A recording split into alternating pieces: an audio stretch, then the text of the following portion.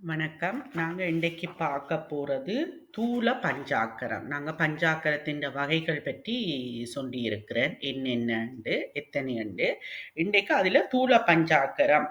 அது என்னன்னு பார்க்கலாம். தூல பஞ்சாக்கரம் என்றா என்ன? என்ன அந்த எழுத்துக்கள் என்னத்தை குறிக்குது? இது ஆர் ஓதுறது? இதுண்ட பலன் என்னன்றதை நாங்க பார்க்கலாம் இப்ப.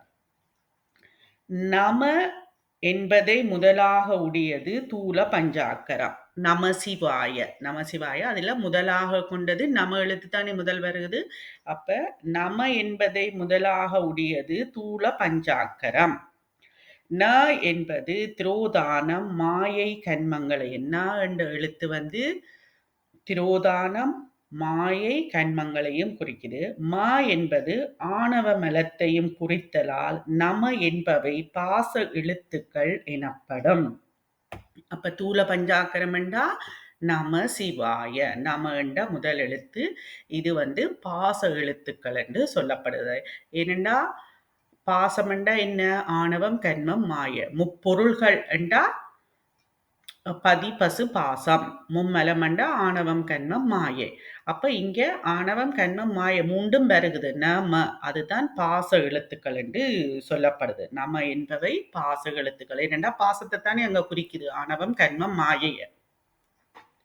பாசத்தை முதலாக உடையது தூல பஞ்சாக்கரம் யாருக்கு உரியது என்ற கேள்வி கேள்விப்படுது. பாசத்தை தானே முதலாக அந்த நம என்ற எழுத்துக்கள் வந்து பாசத்தை குறிக்குது. அப்ப பாசத்தை முதலாக உடைய தூல பஞ்சாக்கரம். முதல்ல நமன்னு தானே வருது. நமசிவாய. அதுதான் தூல பஞ்சாக்கரம். நமசிவாய. நமசிவாய. அப்ப பாசத்தை முதலாக உடைய தூல பஞ்சாக்கரம் யாருக்கு உரியது என்ற கேள்வி கேள்விப்படுது. பாசப்பற்றை விட விரும்பாதவருக்கு அது உரியது. யாருக்குரியதாம்? பாசப்பற்றை விட விரும்பாதவருக்கு அது உரியது. யாருக்கு? பாசத்தை முதலாக உடைய தூல பஞ்சாக்கரம் யாருக்குரியதென்றா பாசப்பற்றை விட விரும்பாதவர்களுக்குத்தான் தூல பஞ்சாக்கரம் உரியது.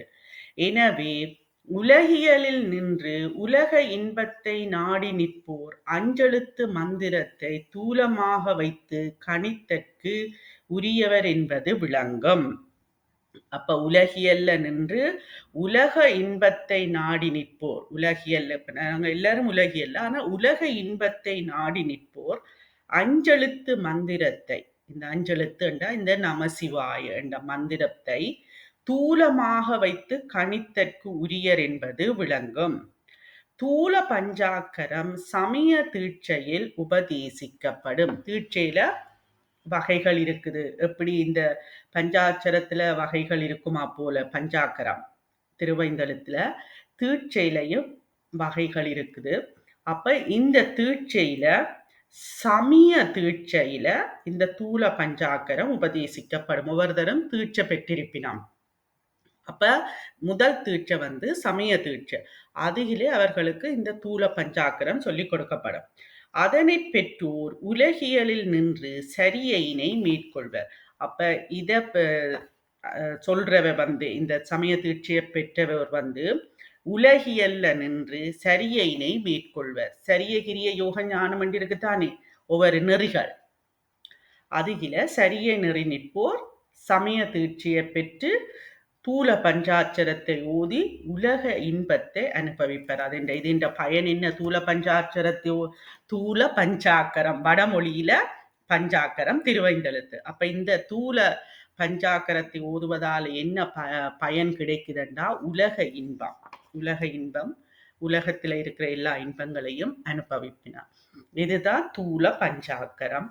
அடுத்தது சூக்கும பஞ்சாக்கரம். அதை நாங்கள் அடுத்த வீடியோவில் பார்க்கலாம். நன்றி.